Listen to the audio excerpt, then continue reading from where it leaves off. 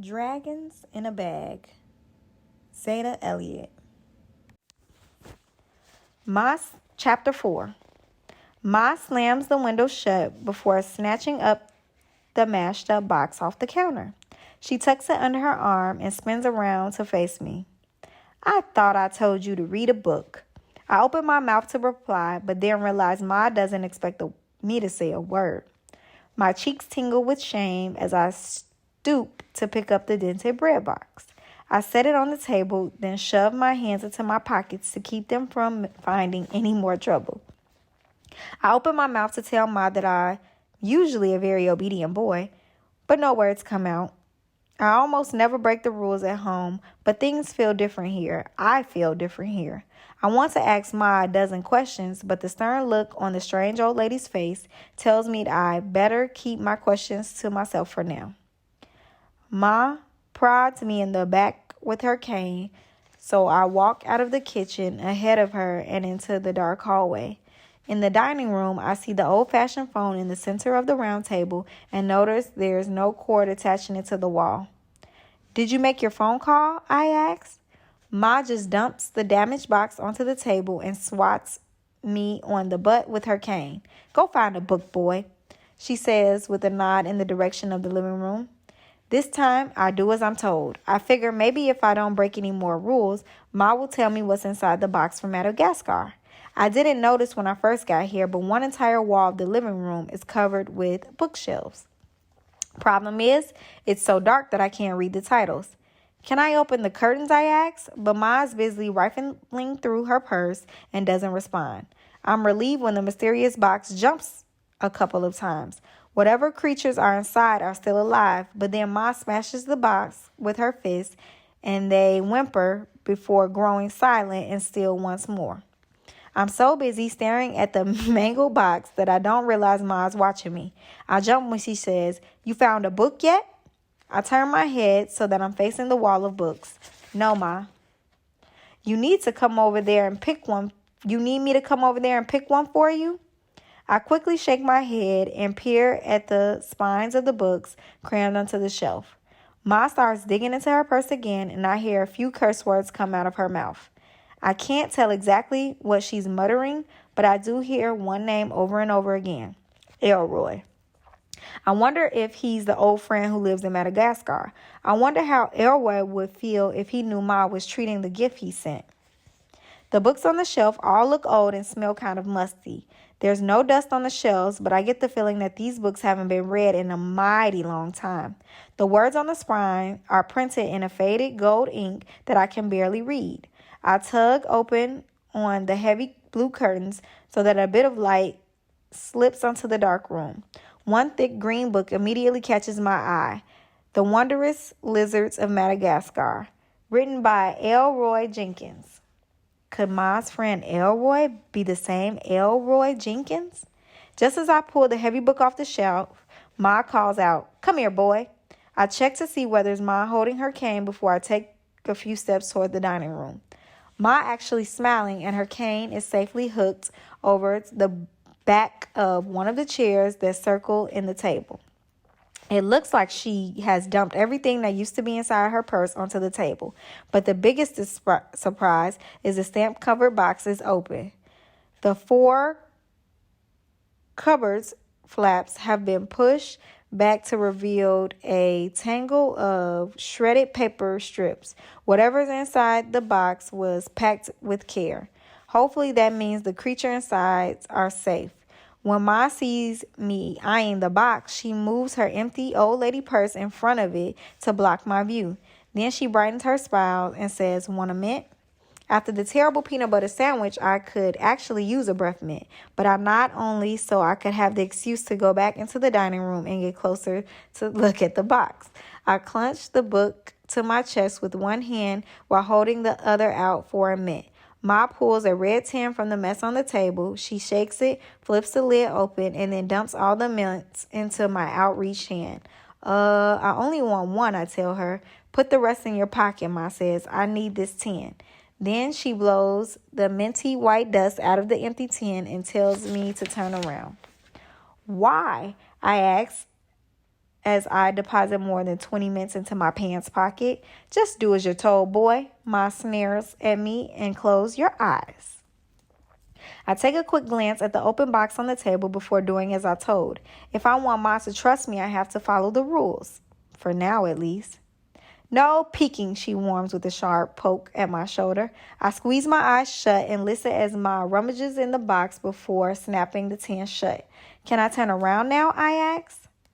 Ma responds by shoving me in the direction of the living room. Go read your book. I turn around and try to get a look at the table. The empty box is now on the floor and the nest is shredded paper sits atop the jumble of things Ma dumped out of her purse. The mint tin is small enough to fit in the palm of Ma's hands. What could she have put inside? I search for a reason to linger in the dining room. So, have you read this book? I ask. Ma doesn't even look at the book I'm holding. She starts putting things back in her purse, starting with the red mint tin. I know she just wants me to go away and be quiet, but I decide to try away. It looks interesting. It's by someone named Elroy Jenkins. Do you know him? Nope. Are you sure? His book is about Madagascar. Ma sighs with exasperation. Listen, boy, I never read none of those books. In fact, most of them ain't even mine. I just keep them on the big old shelf because it's easier than tearing it down and putting up wallpaper. I frown. That's not true. Ma stops filling up her purse and looks at me hard. Boy, you wouldn't know the truth if it came up and bit you on the behind. That makes my cheeks burn.